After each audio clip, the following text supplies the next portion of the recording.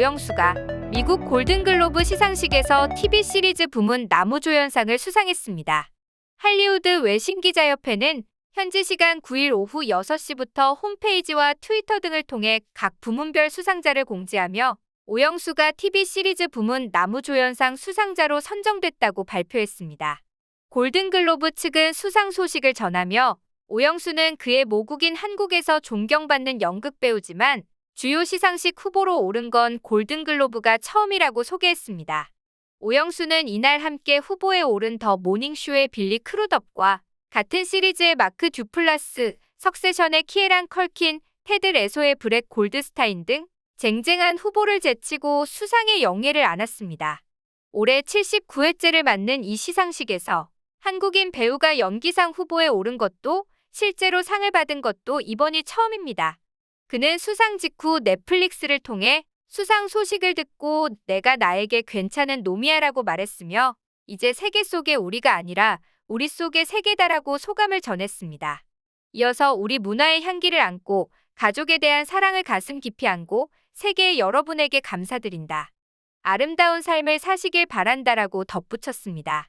한국 드라마에 출연한 한국 배우가 미국 최고의 영화 방송 시상식 중 하나인 골든글로브에서 수상한 것은 역사상 최초의 일입니다. 한국 영화의 경우 기생충, 미나리가 외국어 영화상을 받은 바 있습니다. 한편 배우 이정재가 후보에 올랐던 드라마 부문 나무주연상은 HBO 맥스 드라마 석세션에 출연한 배우 제레미 스트롱이 수상했습니다. 오징어 게임이 받았다면 역시 한국 최초 골든글로브 수상으로 새 역사를 쓸 수 있었던 드라마 작품상 부문 역시 석세션의 몫이었습니다. 오영수는 오징어 게임에서 비밀에 쌓인 노인 참가자 한 번 오일남을 연기해 강렬한 인상을 남겼습니다.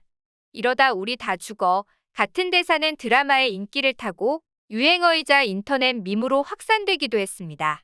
깐부 에피소드는 인터넷 영화 사이트 IMDb에서 가장 높은 관객 평점을 받았고 깐부 맺기, 깐부 친구 같은 말이 정치권을 비롯 사회전 영역의 유행처럼 번졌습니다. 골든글로브는 오영수를 한국에서 가장 위대한 연극 배우로 첫손에 꼽히는 배우로 넷플릭스의 흥행 시리즈 오징어 게임으로 첫 골든글로브 수상 후보에 올랐다며 동아연극상, 백상예술대상 등 주요 연기상을 받았고 동승, 봄, 여름, 가을, 겨울 그리고 봄 등 영화에도 다수 출연한 베테랑이라고 소개했습니다. 올해 골든글로브는 레드카펫도 TV 중계도 청중도 축하연도 없이 주최자인 할리우드 외신기자협회의 프라이빗 이벤트로 치러졌습니다. HFPA가 지난해 초부터 각종 부패 및 인종성차별 스캔들에 휩싸이면서 대부분의 제작사와 배우들이 항해 표시로 시상식을 사실상 보이콧하고 있기 때문입니다. 오징어 게임의 배우와 감독 등 제작진 역시 참여하지 않았습니다. 골든글로브는 아카데미와 함께 미국 양대 영화 시상식으로 꼽힙니다. 하지만 지난해 백인 위주의 회원 구성과 성차별 논란, 불투명한 재정 관리에 따른 부정부패 의혹이 불거졌습니다. 배우 톰 크루즈가 트로피 3개를 반납했고 할리우드 스타들을 고객으로 둔 100여 개 홍보 대행사가 시상식 불참을 선언했으며 주요 제작사들도 보이콧에 동참했습니다. 넷플릭스 역시 이번 골든글로브 시상식에 오징어 게임을 비롯한 자사 작품을 공식 출품하지 않았습니다. 후보 선정은 출품 여부와 상관없이 이뤄졌습니다. 방송 파트너였던 MBC 방송이 올해 중계를 보이콧하면서 시상식은 중계 없이 골든글로브 홈페이지와 공식 트위터를 통해 문자 중계 형식으로 수상자와 수상작을 알렸습니다. CNN은 올해 골든글로브는 열리긴 하는데 진짜 열리는 건 아닌 기묘한 시상식이라고 했습니다. 미국 중앙은행인 연방준비제도 패드가 당초 예상보다 빨리 기준금리 인상은 물론 양적 긴축에 나설 가능성을 시사했습니다. 경제, 노동시장, 인플레이션 전망을 고려할 때 앞서 예상했던 것보다 더 일찍 또는 더 빠르게 기준금리를 올리려고 한다는 것입니다. 특히 자산 매입 축소인 테이퍼링의 종료 시점을 올해 3월로 앞당긴 만큼 연준이 이르면 3월부터 금리 인상을 시작할 가능성이 크다는 시장 전망이 우세합니다. 테이퍼링은 시장에 돈이 너무 많아 물가가 오른 경우 시중에 돌아다니는 돈의 양을 줄여 물가를 떨어뜨리는 정책입니다. 아울러 연준은 테이퍼링과 금리 인상에 그치지 않고 보유 중인 자산을 축소하는 양적 긴축을 시작할 수 있다고 예고했습니다. 연준이 이런 시나리오대로 행동한다면 과거 사례에 견져볼 때 긴축 속도가 매우 빠른 편입니다. 금융위기 이후 연준의 긴축 행보는 자산 매입부터 종료한 후 그 다음 금리 인상을 통해 간접적으로 시장에 풀리는 돈을 줄였습니다. 그리고 마지막으로 연준이 보유한 자산까지 처분하면서 직접적으로 시중 돈을 회수하는 총 3단계로 진행됩니다. 연준이 예상보다 빠른 속도의 긴축 진행을 논의한 건 그만큼 미국 경제 상황이 과거와는 다르다고 보기 때문입니다. 의사록은 참가자들은 이전 정책 정상화 시기보다 현재 경제는 매우 견조하고 물가도 높고 고용 상황도 개선되고 있다는 점에 주목해야 한다고 말했다고 전했습니다. 여기에다 시장에 돈을 풀면서 지나치게 불어난 연준 보유 자산도 양적 긴축 속도를 앞당기는 원인이라는 추측도 있습니다. 2017년 양적 긴축 시작 당시에 연준의 자산 규모는 4조 4천억 달러였으나 현재는 8조 7천억 달러로 추정됩니다. 집 융자는 제가 제일 잘합니다. 표정원 융자. 한 곳에서 시작된 안정된 미래. 선우엔 선우보험. 주택, 렌트관리, 상가 건물 전문. 이선미 부동산. 허리가 아프면 허리하세요. 초이스원 헬스센터. 크레딧 카드빚 최대 80%까지 탕감해 드립니다. O3 컨설팅. 감동을 주는 건강한 김치. 코리아 김치. 메디케어 오바마케어 전문 이정숙 보험. 40여 년간 교민 여러분과 함께 성장해온 애틀란타 종합보험.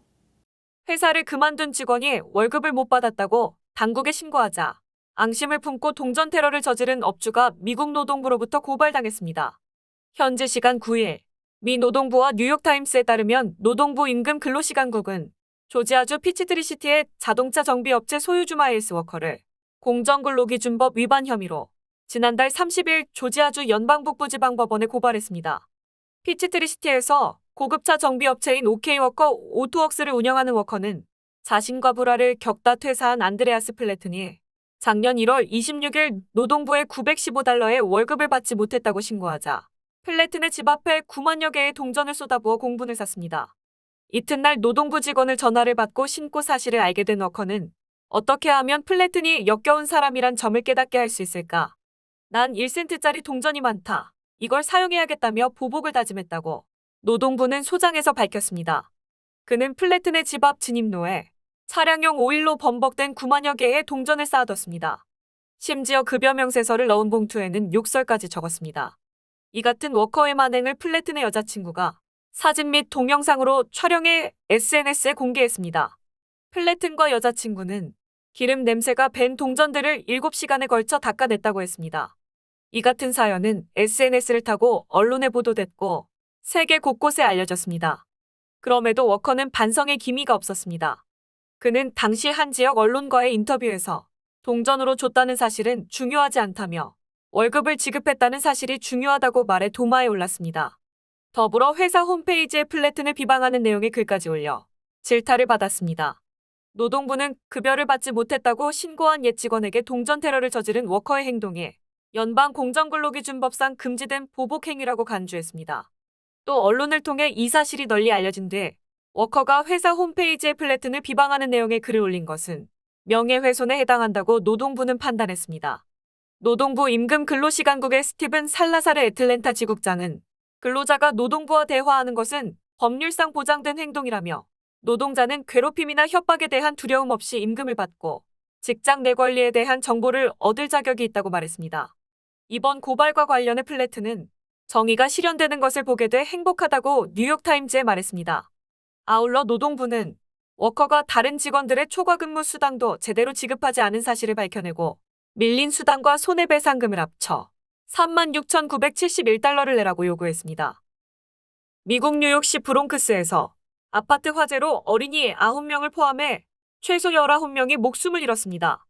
1990년 이래 뉴욕 최악의 화재라고 하는데 원인은 고장난 히터 때문으로 전해졌습니다. 지난 일요일인 9일 오전 10시 5분경 뉴욕시 브롱크스의 19층짜리 아파트에서 큰 화재가 났습니다. 오후 1시까지 소방관 200여 명이 투입돼 화재를 진압했으나 최소 32명이 중상을 입었으며 총 63명이 다친 것으로 집계됐습니다. AP통신은 소방 관계자를 인용해 이 가운데 어린이 9명을 포함한 19명이 숨졌다고 보도했습니다. 3층의 한 복층 아파트에서 시작된 화재로 건물 높이만큼 연기가 치솟고 창문 밖으로 화염이 번지기도 했다고 목격자들은 전했습니다. 특히 유독가스가 많이 퍼지는 바람의 피해가 커졌습니다. 니그로 국장은 불은 고장난 전기난로에서 시작된 것으로 판단한다며 방화로 의심할 만한 정황은 없다고 밝혔습니다. 지난 1972년 준공된 이 아파트는 모두 120가구 규모로 주로 노동자 계층이 사는 곳입니다. 입주자 다수는 정부의 월세 보조금에 의존하는 저소득층으로 일부는 중남미와 아프리카 출신 이민자입니다. 일부 주민들은 평소 아파트 화재 경보기가 자주 오작동해 이날도 가짜 경보가 울린 줄 알았다고 증언하기도 했습니다. 이번 참사는 저소득층 주택의 안전 기준에 대한 문제 제기로 이어질 전망입니다. 지난 5일 필라델피아의 한 공공주택 아파트에서 불이 나 8명의 어린이를 포함해 12명이 숨진 사고에 이어 이번 주에만 두 번째 대형 화재가 일어났습니다. 이번 화재가 발생한 건물을 소유한 회사는 화재 안전 기록과 점검 내역 등에 대한 자료 요청에 즉각 응하지 않았습니다. 미국 언론들은 이번 화재가 1990년 87명이 숨진 브롱크스의 나이트클럽 방화 사건 이후 뉴욕에서 가장 큰 피해가 난 것이라고 전했습니다. 러빙엔즈 방문간호에서 간병 전문의를 모집합니다. 주 업무는 고객분들의 일상생활 보조입니다. 합법적으로 근무가 가능한 조지아 거주자분들은 모두 지원 가능합니다. 애틀란타 직업전문학교에서 2021년도 신입 학생을 모집합니다. 메디컬 어시스턴트 학과, 미디어 영상학과가 개설된 본교 입학 문의는 전화로 상담 가능합니다. 애틀란타 TV는 러빙엔즈 시니어 센터, 수지 홈케어가 함께합니다.